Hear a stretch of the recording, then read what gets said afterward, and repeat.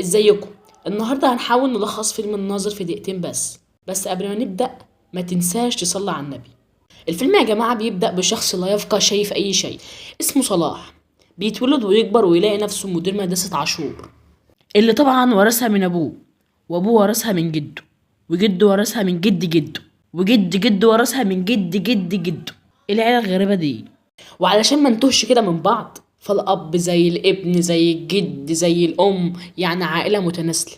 وصلاح ده بسبب شخصيته الطيبة مش عارف يتحكم في المدرسة، وخلفه في إدارة المدرسة وكيل المدرسة السيد لبة، اللي نفسه يمسك المدرسة من بعد وفاة أبو صلاح.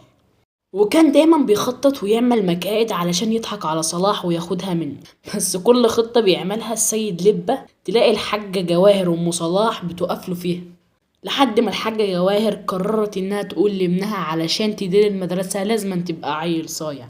فصلاح اضطر إنه يبقى عيل صايع، فيروح لصاحبه عاطف اللي مش لاقي نفسه أصلا.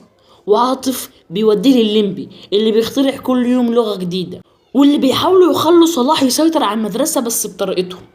ومن هنا بتبدأ المغامرات مع التلاتة الأغبى من بعض.